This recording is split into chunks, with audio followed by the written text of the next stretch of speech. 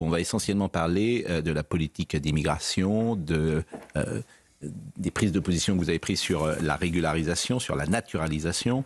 Mais l'impuissance du politique, elle est au cœur aujourd'hui de la société française. Et qu'est-ce qui l'illustre le mieux ces dernières heures? Ce sont les rodéos urbains qui n'en finissent pas. Et on a un élu qui a été agressé. Je vous propose d'écouter cet élu. J'en ai croisé un en moto qui a manqué de me rentrer dedans, sur la voie arrière comme d'hab.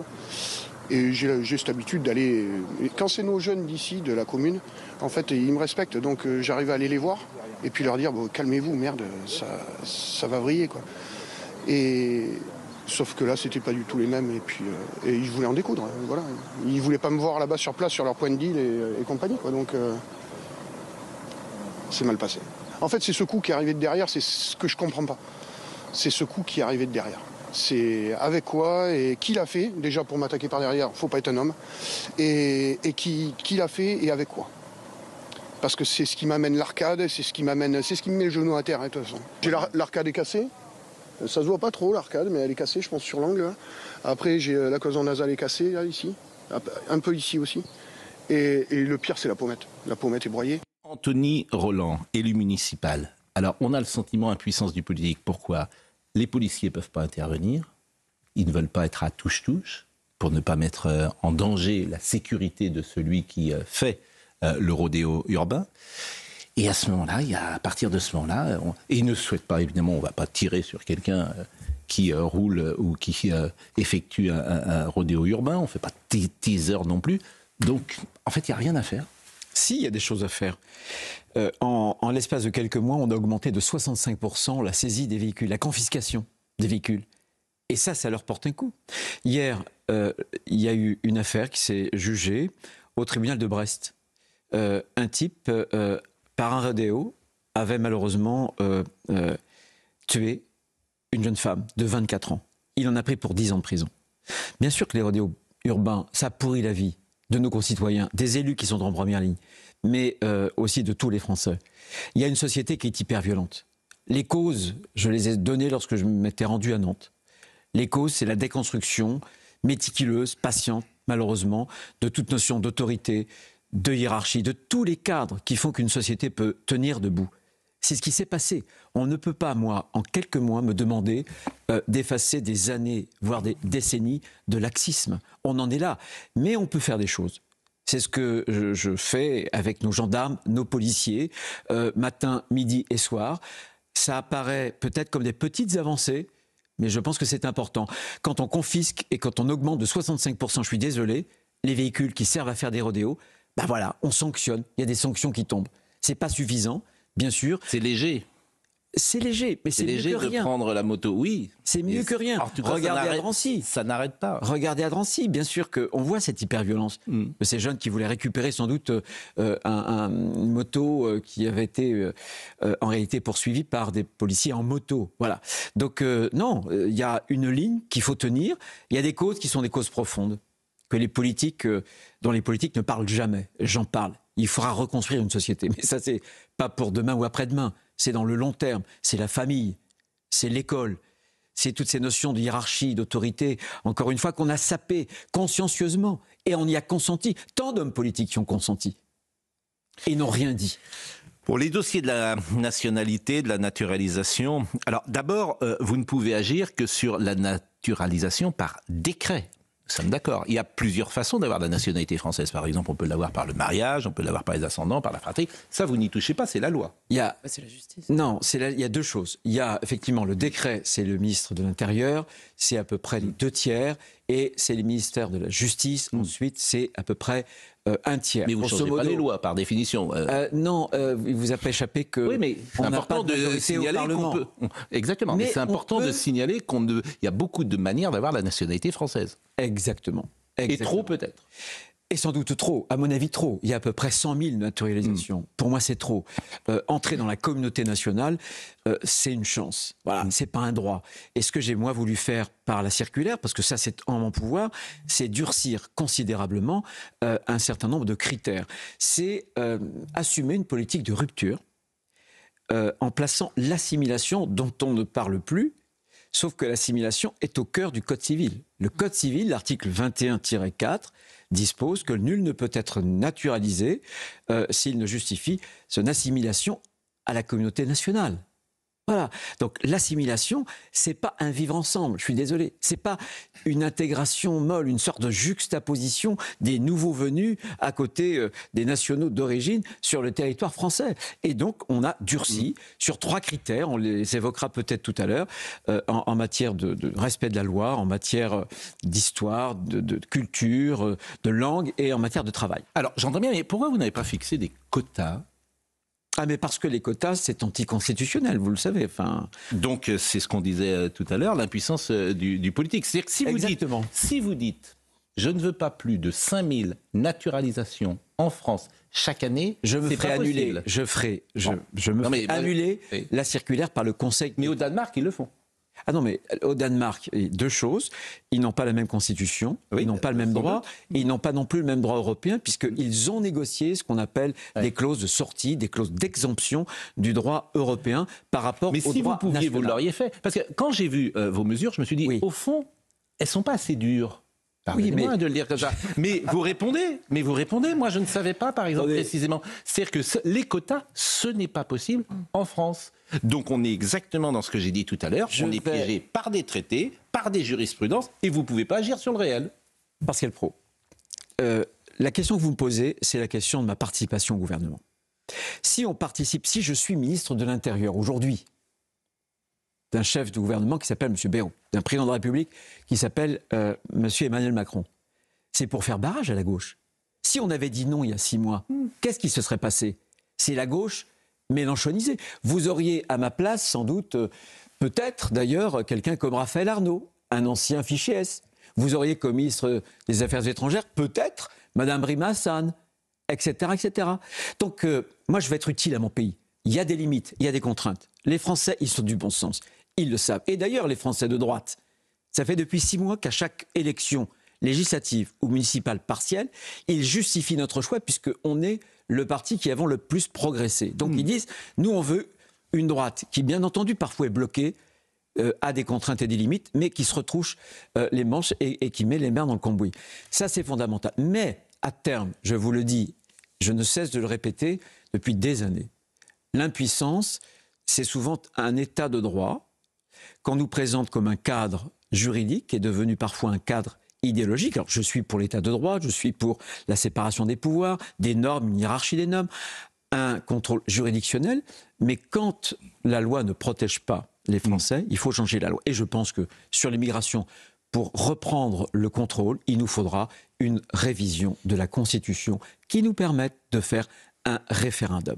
Tant qu'il n'y aura pas un référendum en matière d'immigration, on ne pourra pas reprendre totalement les rênes. Mais ça sera l'objet de la prochaine élection présidentielle. Et il y a un sujet qui est intéressant, c'est la régularisation. Parce que la perspective de régularisation avec les avantages sociaux, qui constituent l'une des principales incitations à choisir notre pays. Il y a beaucoup de gens qui viennent parce qu'ils savent qu'ils auront des avantages sociaux et de ça. À ce moment-là, est-ce qu'il faut agir sur ces régularisations? Mettez en tension, par exemple, vous allez régulariser, mais est-ce qu'on pourrait imaginer aucune régularisation en France? Moi, je veux moins régulariser. Et nous allons obtenir des résultats où vous aurez moins de régularisation. Sur la naturalisation, un des 3 critères que j'ai durci... Mais pourquoi moins? Pourquoi pas plus? Pourquoi plus, parce que c'est un signal. Il y a trop d'immigration en France. Donc non, mais c'est un signal que vous envoyez, parce que c'est un... En fait... Ah non, le signal, c'est l'inverse. Le signal s'il n'y a aucune régularisation, c'est un signal que vous envoyez que les gens ne viendront plus. Je pense que je suis le premier ministre de l'Intérieur à avoir assumé, déclaré que l'immigration, dans les conditions dans lesquelles elle se fait aujourd'hui, totalement sortie de tout contrôle, ça n'est pas une chance. Je crois que je suis le premier ministre de l'Intérieur. Donc j'essaie de serrer les vis partout où je le peux. C'est le cas de la régularisation, c'est le cas de la naturalisation. La naturalisation, d'ailleurs, j'ai demandé au préfet qu'on tienne compte des moyens de subsistance sur le sol national, sauf, évidemment, en excluant les allocations sociales. Voilà. De même qu'en matière de connaissance de notre culture, de notre histoire, j'ai demandé à ce qu'il y ait un examen civique. Ça ne se faisait pas avant. Un examen civique, parce que quand on rentre sur le territoire, et surtout dans la citoyenneté nationale, où après on peut voter, on peut même se présenter à certaines élections. À ce moment-là, il faut quand même connaître un petit peu quel est l'environnement culturel, civilisationnel et juridique. Alors, elles sont essentielles, évidemment, ces questions migratoires. Je voulais vous parler de la réduction des visas pour les pays à risque migratoire. Est-ce que le gouvernement, selon vous, mène une politique de réduction drastique d'octroi de visas aux ressortissants de pays qui présentent un risque migratoire? Pas suffisamment pour moi. Je pense qu'on le voit bien en France. Si on veut réguler l'immigration et si on veut la réduire, il faut agir à la fois sur les sorties, mais c'est très difficile, les OQTF, parce que la décision de l'éloignement, on a réussi à faire plus d'éloignements. En mars, plus 16%, les éloignements forcés. Les expulsions ministérielles, plus 152%. Mais il nous faut des laissez-passer consulaires. Et ça, c'est les pays d'origine qui nous les donnent. Donc il y a des sorties et il y a des entrées. Et je pense qu'il faut réduire. Bien, mais les visas, c'est très facile quand même. Exactement. C'est pas très compliqué. Les pays... Oui, mais ce n'est pas le ministère de l'Intérieur, vous voyez, qui régule la politique des visas, les consulats. C'est pour ça que j'ai dit le gouvernement. C'est pour ça que j'ai dit le gouvernement. Est-ce que le gouvernement... Les préfets dépendent du ministre de l'Intérieur. Mais j'entends bien. Mais est-ce que le gouvernement mène cette politique de réduction drastique de l'octroi de visas? Mais je pense pas suffisamment. Donc ça, c'est des questions essentielles. Et puis, par exemple, les Français, l'immigration légale, c'est intéressant, paraît-il, qu'il y a 110 000 étudiants par an. Franchement, les 110 000 étudiants, je voudrais vraiment les voir. Est-ce qu'ils méritent vraiment d'être sur le sol de France? Ça m'intéresserait beaucoup. Et sur les chiffres aussi, parce que les chiffres, on les a une fois par an. Est-ce qu'on ne pourrait pas les avoir une fois par mois? On les a chaque mois. Non, franchement, on les a pratiquement. Alors peut-être pas une fois par mois, mais très régulièrement. En tout cas, moi, je les ai très régulièrement. Mais ce qui me permet. Il me semble, il faudra que je vérifie, mais ça pose aucun problème. Regardez les étudiants. Moi, j'avais promu dans la loi immigration... 110 000 étudiants. Eh bien, j'avais promu dans la loi immigration, ça a été sanctionné par le Conseil constitutionnel, le fait qu'au moins on vérifie la réalité des études. Si on passe bien, si ces étudiants-là passent bien les contrôles continus. Et à votre avis? S'ils passent bien, pas tous, évidemment. Pas tous. Donc c'est des pompes aspirantes. C'est les gens qui rentrent sur le sol de France et qui repartent. Bien sûr. D'où un référendum sur l'immigration qui s'imposera, y compris au Conseil constitutionnel. De même que nous avions fait voter à l'époque la carence, c'est-à-dire que, bien sûr que c'est un appel d'air, notre système social généreux. Et on s'était dit, écoutez, tant qu'un étranger n'est pas au moins 2 ans, 3 ans ou 5 ans, en fonction qu'il travaille ou qu'il ne travaille pas, eh bien, il faut attendre plusieurs années pour toucher, par exemple, les allocations familiales. C'est du bon sens. Je vais donner la parole à nos amis. Il faudra gagner les présidentielles. Pour l'instant, LR n'a pas gagné ni les présidentielles, et vous en ni êtes loin. Les législatives. Vous en êtes loin. Je le regrette. Vous en êtes loin. Alors, je vais donner la parole à nos amis qui pourront réagir sur ce qu'on a dit. Mais dernière chose, les titres de séjour pour soins médicaux. On est les seuls au monde. Les seuls au monde. Avec la Belgique, oui. On est les seuls au monde. Mais enfin, vous parlez de bon sens. Oui. Mais est-ce qu'il faut supprimer cela? Oui ou non? Moi, je pense que, et toute ma politique, c'est de faire qu'on s'aligne sur la moyenne européenne, pour qu'on ne se singularise pas. Là, on est tous seuls. Parce que on voit bien qu'il y a les filières, c'est pas tellement les immigrés d'ailleurs qui n'ont pas d'information, ce sont les filières de trafiquants qui, eux, ont une information et font une sorte de shopping, vous voyez, en fonction des avantages des pays ou un autre. Et nous, on est le pays, pas seulement avec les titres de séjour, avec l'aide médicale d'État. Et on est les plus généreux. Et les Français n'ont jamais été interrogés là-dessus? À tel point, jamais, à tel point, je vais vous l'apprendre, que vous avez des ressortissants des pays du G20, y compris parfois des Australiens ou des Américains, qui indiquent que pour eux, la protection maladie coûte très cher, qu'elle n'est donc pas accessible dans leur pays d'origine et qui viennent se faire soigner en France, sur le compte des Français. Voilà.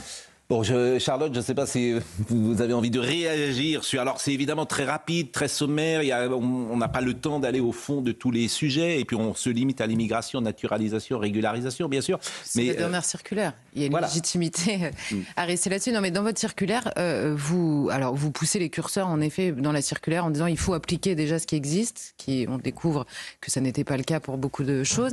Et vous avez évoqué là récemment, tout à l'heure, 3 critères. 1, le respect des lois, on peut le demander à des touristes. Enfin, je veux dire, respecter les lois du pays dans lequel on est, ça ne fait pas un Français, on est d'accord, seul évidemment. La question le fait aussi qu'on ne puisse pas naturaliser quand on est rentré par infraction, quand on a été irrégulier. Alors il y a en plus une jurisprudence sur ce point-là. Mais c'est vrai, ça c'est l'effort vis-à-vis de nos règles, de nos normes. Je fais juste une parenthèse, on dit qu'on peut fixer un quota sans le dire. Non, mais vous me demandiez s'il fallait fixer un quota dans la circulaire. Je vous ai répondu sur la question que vous me posiez. Non, sur la si vous voulez naturaliser. Vous avez vraiment envie que le Conseil d'État les circulaires, Pascal Praud? Pas du tout. Je dis, voilà. Bon. Pardonnez-moi. Le deuxième critère, vous disiez parler le français. Alors en effet, on voit d'ailleurs partout dans le monde, il y a des gens qui parlent français et qui ne sont pas français, donc ça ne peut pas suffire seul. Et votre troisième critère, qui est probablement celui qui fait le plus défaut aujourd'hui, qui est celui de l'assimilation à l'histoire de France. Mais moi j'ai une question, c'est-à-dire comment on assimile des étrangers à l'histoire de France quand les petits Français eux-mêmes ne sont plus assimilés à leur histoire? C'est tout un problème. Tout simplement souvent parce qu'on leur a présenté l'histoire de France sous une vision lacrymale, pénitentielle.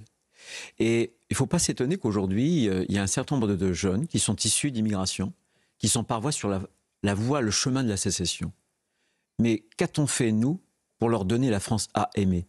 On leur a dit que la France, elle n'était pas estimable, elle n'était pas aimable parce qu'elle était coupable. Elle était fondamentalement coupable. Et c'est ça, un des grands problèmes. Et parmi les critères que j'ai voulu rehausser, il y aura ce nouvel examen civique qui permettra, dans un entretien, j'ai assisté hier à un entretien, c'était très intéressant, avec ce qu'on appelle d'ailleurs maintenant un référent assimilation. Comme on aura un examen concret, civique, culturel, historique, eh bien l'entretien ne posera plus de questions, ne portera plus sur des questions de savoir, mais de voir comment est-ce que il y a une compatibilité avec le respect des principes de la République. Vous êtes par exemple, vous allez dans un hôpital, madame, il y a un médecin. Refusez-vous, par exemple, que ce médecin homme vous soigne? Vous voyez, ce genre de questions, pour déceler s'il y a une rupture avec les principes de la République. Oui, sauf que la personne ne va pas vous dire, au moment où elle passe l'examen, elle ne va pas vous donner non, la réponse, mais j'avais un exemple hier. Il la mettrait dehors, elle va sans doute... Oui, mais... Si ça se passe comme ça, je vous assure, je suis un peu inquiet. Si vous me permettez, si on demande simplement aux gens ce qu'ils vont faire, ils peuvent mentir. Au bout, j'ai eu un cas, alors là, en plus, c'était à 2h45 et ça durait 3 heures. Alors, tous les entretiens ne durent pas aussi longtemps. Et en réalité, il y a eu une faille qui s'est révélée. Oui. Donc, bien entendu, il y a des critères d'apprentissage de langue, il y a les critères, etc., de travail.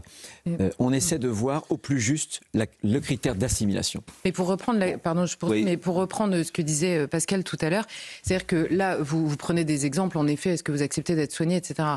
Ça n'assimile pas, vous serez d'accord, aux gloires passées? Est-ce qu'on vibre à la même chose? Est-ce qu'on a une histoire commune qu'on s'est vraiment appropriée? Et sur cette question précise, aujourd'hui, le nombre et l'installation de facto de communautés nationales étrangères en France, est-ce que c'est pas tout simplement le nombre qu'il faut limiter drastiquement pour tenter d'assimiler d'abord, les petits Français et les gens issus d'immigration qui parfois sont français sans l'être de cœur du tout?